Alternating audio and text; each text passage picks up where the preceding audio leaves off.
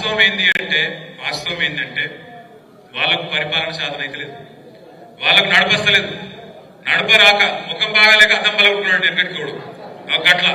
ఇప్పుడు ఏంది, నాకు నడప సాధన అయితే లేదు, ఏం చేయాలి మరి నేను? రాష్ట్రం పరిస్థితి బాగలేదు అని చెప్పాలి. రాష్ట్రం పరిస్థితి కాదు, నీ నెత్తి బాగలేదు, నీ నెత్తిలో కూర్చులేదు. దానికి ఎవడేం చేస్తాడు?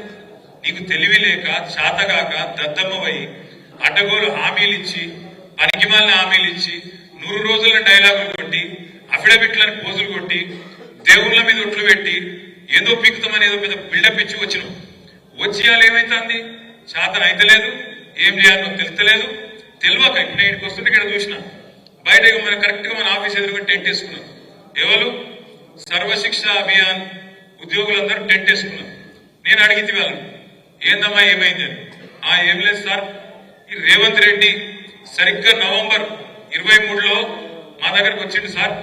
వచ్చి ఏం చెప్పిండు?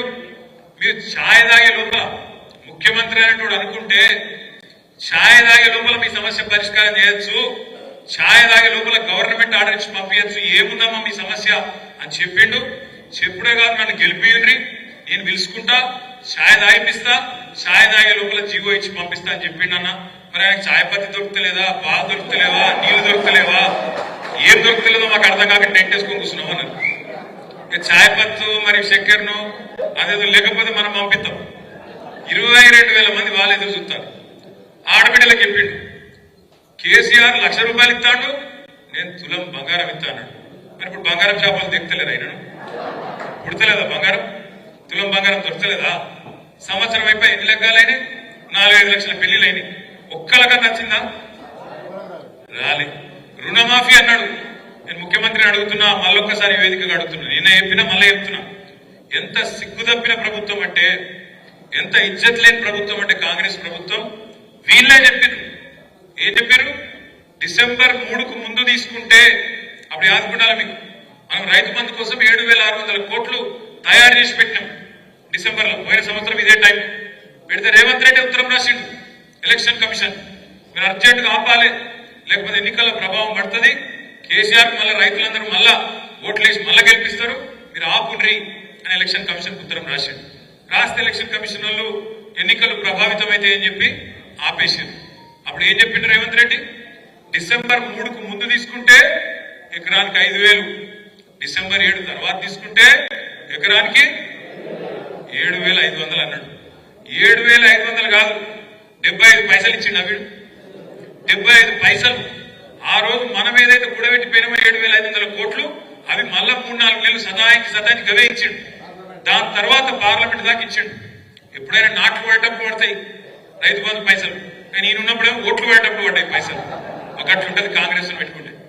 అట్లా ఈ కాంగ్రెస్ ప్రభుత్వం వచ్చినాక రైతు భరోసా రూపాయి కూడా ఇయ్యలే.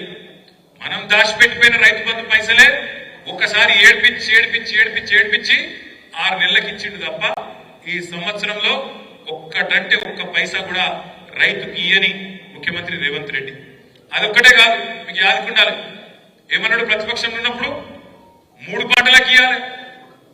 ఏది 3 పంటలకు? ఇప్పుడేమంటాడు? రైతు ప్రమాణ పత్రం రాసి అన్నాడు. ఇప్పుడు మా బొప్పాపుడు శ్రీనివాస్ రెడ్డి నాడు ఇప్పుడు ప్రమాణ పత్రం రాసియాలి. ఏమని?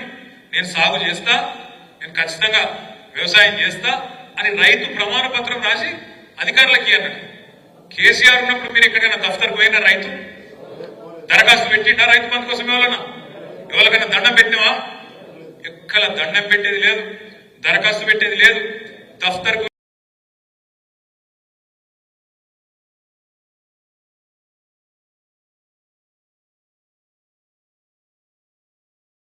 కోట్ల రూపాయలు రైతుల ఖాతాల్లో జమ చేసిన నాయకుడు కేసీఆర్ గారు. 80,000 కోట్లు ఏది? ఒక రైతు బంధు. ఇంకో దిక్కు రుణమాఫీ రూపంలో మరొక 27,000 కోట్లు. 1,07,000 కోట్లు రైతుల ఖాతాల్లో రూపాయి లంచం గాని పైసా లంచం గాని లేకుండా 70 లక్షల మంది రైతుల ఖాతాల్లో టింగు టింగు అని మంచిగా ఫోన్లు మోగుతుంటే నాట్లు పడేటప్పుడు మంచిగా పైసలు పడేటట్టు సౌలత్ ఏర్పాటు చేసింది కేసీఆర్. ఇవాళ రేవంత్ రెడ్డి ప్రభుత్వం 3 పంటలకు రైతు బంధు వేయాలని చెప్పిన రేవంత్ రెడ్డి, డిసెంబర్ 3 తర్వాత అయితే ఎకరానికి 7,500 ఇస్తానని చెప్పిన రేవంత్ రెడ్డి ఏకకాలంలో 2 లక్షల రుణమాఫీ చేస్తానన్నాడు. యాదికుందా మీకు? కేసీఆర్ గారు 1,00,000 రూపాయలు రుణమాఫీ చేసిండు.